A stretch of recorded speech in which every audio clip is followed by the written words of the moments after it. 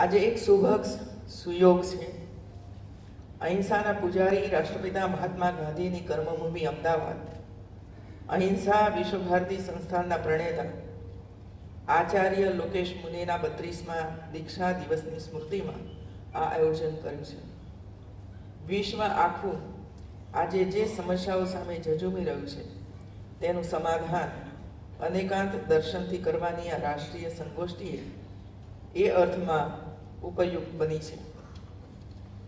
લોકેશ મુનિજીના 32મા દીક્ષા દિવસ સાથે જ શ્રી વીરચંદ રાઘવજી ગાંધીની 150મી જન્મજયંતિનો પણ દિવસ છે। આ બંને એવા વ્યક્તિત્વ છે જેમણે જૈન ધર્મ અને ભગવાન મહાવીરના અહિંસા, શાંતિ અને સદભાવનાના દર્શનને વિશ્વવ્યાપી બનાવવામાં મહત્વપૂર્ણ પ્રદાન કર્યું છે।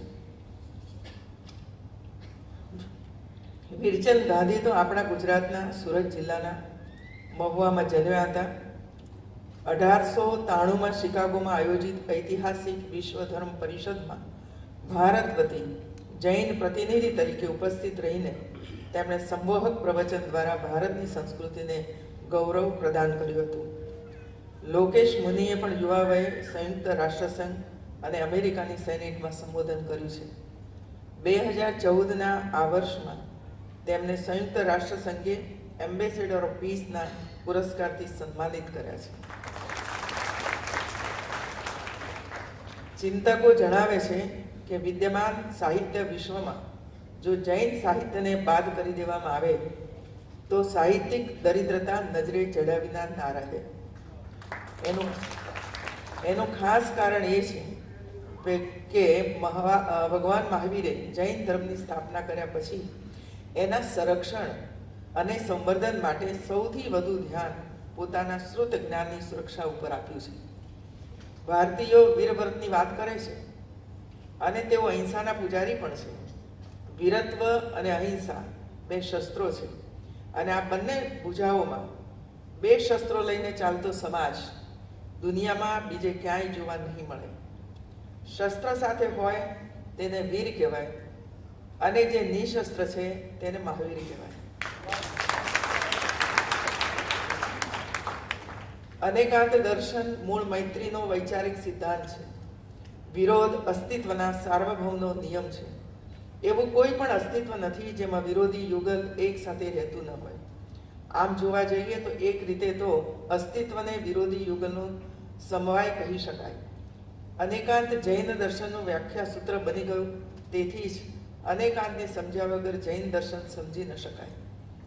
અનેકાંત એ લખાયેલું છે જ્યારે જૈન દર્શન બોલવામાં ઉપયોગી થાય છે। તેમ છતાં ભાષાના ભેદમાં વિચાર ભેદ જોવા નહીં મળે તે સત્ય છે।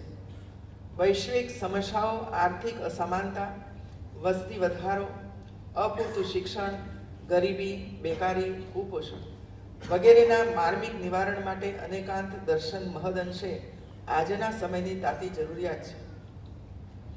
ભગવાન મહાવીરના સિદ્ધાંતોમાં બહુ આયામી વિકાસનો પણ ઉલ્લેખ છે। એમણે કહ્યું હતું કે પ્રસન્નતા પ્રત્યેક જીવનો સ્વભાવ છે। પ્રત્યેક જીવ પીડા મિટાવવા માંગે છે।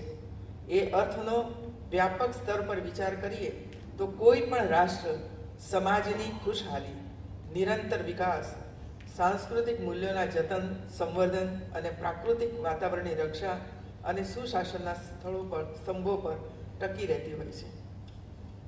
સુશાસનની દિશા કેવી પરિણામકારી હોય છે તે 125 કરોડ ભારતીયો વર્તમાન વડાપ્રધાન શ્રી નરેન્દ્રભાઈના નેતૃત્વમાં અનુભવી રહ્યા છે।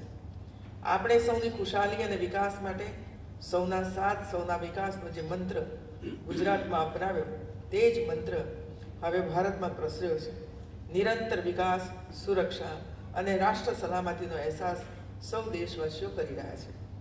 વિશ્વ આખું આજે વિકાસની પ્રગતિ કરી રહ્યું છે, પરંતુ સાથે જ જે અનેક સમસ્યાઓનો સામનો કરી રહ્યું છે તેમાંથી ઉગરવાનો તરણોપાય ભગવાન મહાવીરના અહિંસા, અનેકાંત અને અપરિગ્રહનો માર્ગ જ છે। અનેકાંતવાદ એટલે કે અનેક વિચારોનો સિદ્ધાંત મહાવીર સ્વામીએ આપ્યો। ગોરા, કાળા કે ભરી તવંગર સમાજમાં ભલે વિદ્યમાન હોય, સંવાદ, સામાજિક અહિંસાના અનુપાલન થકી મતભેદ કે ભિન્નતાનું સમાધાન કરવાનું શિક્ષણ, માર્ગદર્શન મહાવીર સ્વામીએ આપ્યું. વિશ્વમાં વિકરાળ બની રહેલી ગ્લોબલ વોર્મિંગ, પર્યાવરણ, પ્રાકૃતિક સંસાધનોના અયોગ્ય ઉપયોગ તથા યુદ્ધ અને આતંક દ્વારા હિંસાનો માર્ગ, ધાર્મિક અસહિષ્ણુતા તેમજ ગરીબોના આર્થિક શોષણ જેવી પ્રવર્તમાન સમસ્યાઓનું સમાધાન ભગવાન મહાવીરનું જીવન દર્શન તેમજ ઉપદેશના સાર્વભૌમિક સત્યના માર્ગથી આધુનિક યુગમાં ઉપલબ્ધ થઈ શકે છે. અહિંસા પરમો ધર્મ, વસુધૈવ કુટુંબકમ ના સિદ્ધાંતને ભરેલી આપણી સંસ્કૃતિ વૈશ્વિક સમસ્યાઓના સમાધાનમાં સર્વગ્રાહી રીત અપનાવીને સામાજિક પ્રગતિની દિશા જાળવી રાખશે. અહિંસા વિશ્વ ભારતી ડૉક્ટર લવકેશ મુનિજીના માર્ગદર્શનમાં આતંકવાદ, શોષણ, ગરીબી, જાતિગત ભેદભાવ, સાંપ્રદાયિકતા અને અન્ય કુરિવાજોથી મુક્ત સમાજ નિર્માણનું અદકેરું કાર્ય કરી રહી છે. તે માટે અભિનંદન આપું છું. એક અર્થમાં આનો ભદ્રા કુતવો યંતમ વિશ્વતઃ ના વેદ મંત્રથી વૈશ્વિક સંકટો સામે ઝઝૂમવાના અને સફળતા મેળવવાના માર્ગમાં આજની રાષ્ટ્રીય સંગોષ્ઠી પરિણામકારી બની રહેશે તેવો મને વિશ્વાસ છે. વીરચંદ ગાંધીજીએ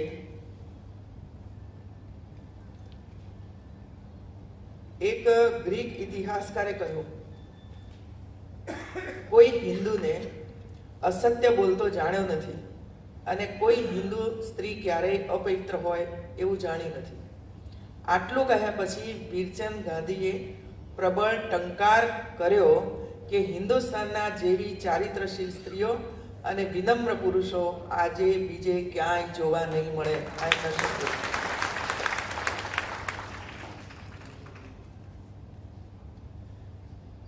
એમનું જે ચિંતન અને દીર્ઘ દ્રષ્ટિ હતી એના શબ્દો છે એમના.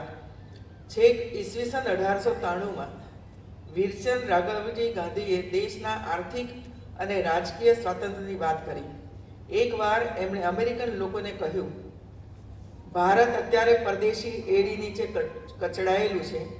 એ માત્ર ધાર્મિક ક્ષેત્રમાં સ્વતંત્રતા ધરાવે છે, પણ ભારત જ્યારે સ્વતંત્ર થશે ત્યારે તે હિંસક માર્ગે કોઈ પણ દેશ પર આક્રમણ નહીં કરે. 1893માં ગાંધીજી માત્ર બેરિસ્ટર હતા. તે સમયે વીરચંદભાઈએ આ ભવિષ્ય કથન કર્યું હતું. એમની એ કલ્પના કેટલી બધી વાસ્તવિક સાબિત થઈ છે એમના વાક્યો ઉપરથી આપણને અંદાજ આવે છે. આજે જ્યારે વીરચંદ ગાંધીજીના 150મી જન્મજયંતિ આપણે ઉજવી રહ્યા છે ત્યારે હું એટલું જ કહીશ કે એમના હૃદયમાં પોતાના રાષ્ટ્રની આધ્યાત્મિક, સાંસ્કૃતિક અને માનવતાલક્ષી સમૃદ્ધિ જગતને દર્શાવવાનો અવિરત ધબકાર ચાલતો હતો. એ વીરચંદ રાઘવજી ગાંધીને ભારતીય સંસ્કૃતિના આત્મા તરીકે ઓળખવાની અને રાષ્ટ્રમાં સ્થાપન કરવાની જરૂર છે. આ જ બનશે એ ભારતીય મૂલ્યોના જ્યોતિર્ધને અપાયેલી સાચી શ્રદ્ધાંજલિ. ધન્યવાદ.